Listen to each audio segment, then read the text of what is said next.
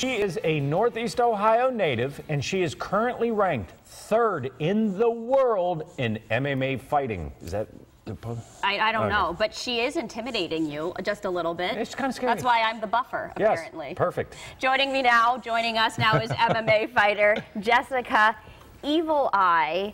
Now, Jessica, you've been doing MMA for 7 years, but I guess the question that we all want to know is, how do you get into something like this?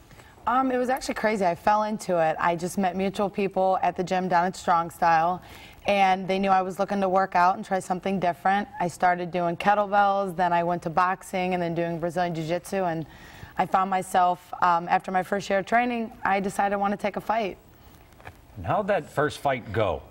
I won my first fight. It was actually at the Nautica Pavilion, so it was a huge fight for me, and the girl that I was fighting had fights, and I hadn't before, so it went well. I ended up winning a 3rd round TKO. Wow, okay, so you're ranked 3rd in your weight class. That's correct. Okay, so you have an upcoming fight, and this is what I find really interesting because everything's divided up by weight classes. The #1 ranked woman in the 115-pound weight class actually gained weight so she could fight you on December 7th. Yeah, she actually had a really bad knee injury, and she's been out for about 20 months.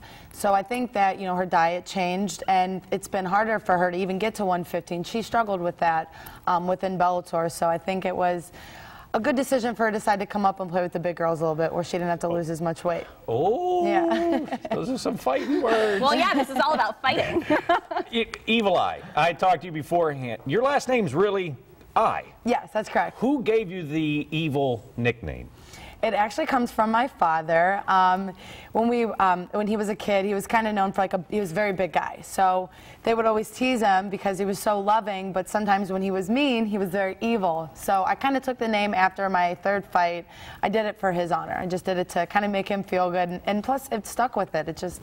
It kind of stuck with when I go into the cage, I'm very fierce and very evil, but when I'm outside the cage, I try to be the best I can to the community. And I just got scared. I'm not even trying to be funny. I mean, and we're watching this footage, which one are you?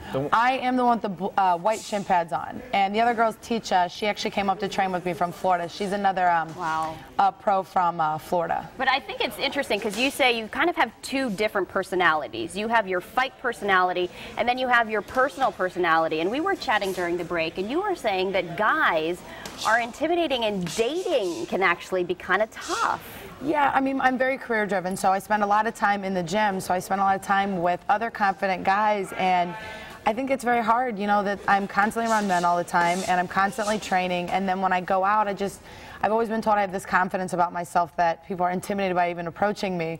So when I go out, I don't get approached because they're like, man, I think that girl could really kick my butt. I'm just interviewing you, and I was afraid. You're like, I'm not saying anything more. You know, but dating and training, sometimes your trainers don't want you to do that. And your trainer's actually an old friend of mine, Joe. I mean, does he give you advice on that as well, to kind of keep the career and the personal level separate? Yes, Joe hates date night, and he'll tell you he hates date night. Like, does not want people sitting in there, you know, keep the relationships out of the gym, you know, focus strictly on your training. You know, there's plenty of time for that later on. So, yeah, I mean, we all have the kind of a mutual agreement. Like, we're there to train. When's this fight? When can we expect for you to be #1 and kick Zoila's butt? Well, it's a week from today, so December 7th on MTV2, and you can tune in at 8 o'clock at night. It runs from 8 to 10 o'clock at night. It's in Atlantic City, too, so that's kind of fun. Yeah, Caesar's Palace, so I feel like I'm kind of like the big shot now. Well, we will be cheering you on. That's so exciting. Absolutely. I've been doing that all well, that's Is that intimidating? No, that's there you not. go. That's not intimidating at all.